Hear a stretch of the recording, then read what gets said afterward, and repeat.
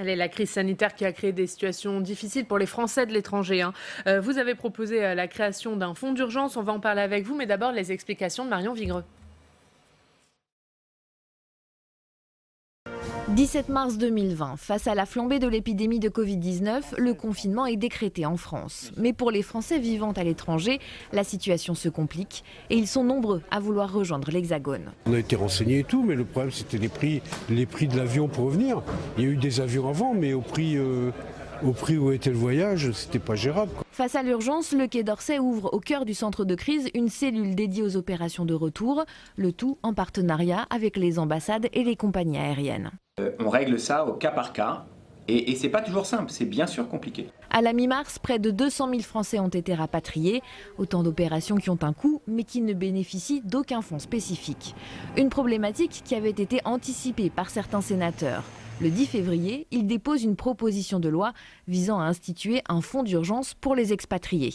Cette enveloppe, qui existe déjà pour les cas de terrorisme, a vocation à être étendue en cas de menaces sanitaires graves, mais aussi face à des catastrophes naturelles ou des crises politiques. Le 30 juin, le texte a été adopté à l'unanimité au Sénat. Le projet doit désormais être voté à l'Assemblée nationale.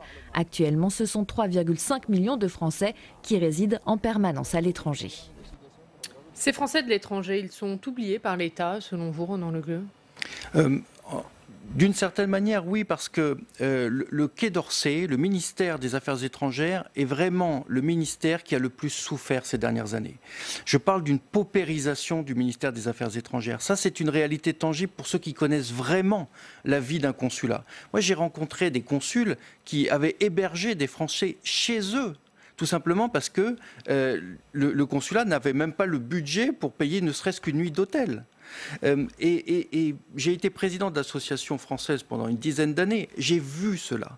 Et tous ceux qui connaissent bien le fonctionnement des consulats savent qu'on a des consuls généraux et des agents du Quai d'Orsay qui sont extraordinaires, qui sont dévoués et travailleurs. Mais il y a eu une paupérisation du ministère. Et donc, en cas de crise, les consulats sont démunis et les ambassades sont démunies. C'est pourquoi il était nécessaire d'inventer ce fonds d'urgence, qui est une proposition de loi que j'ai déposée donc le 10 février avec un certain nombre de mes collègues, et qui en fait vise à faire en sorte que la France soit parée en cas de catastrophe vraiment grave. Je pense par exemple au tsunami, je pense à un tremblement de terre, comme on en a eu en Équateur en 2016, ou un coup d'État, ou bien encore dans le G5 Sahel, si un groupe terroriste islamiste devait prendre le pouvoir d'un pays du G5 Sahel. Et dans ce cas-là, on n'a pas le temps d'aller négocier avec Bercy. Il faut un fonds d'urgence.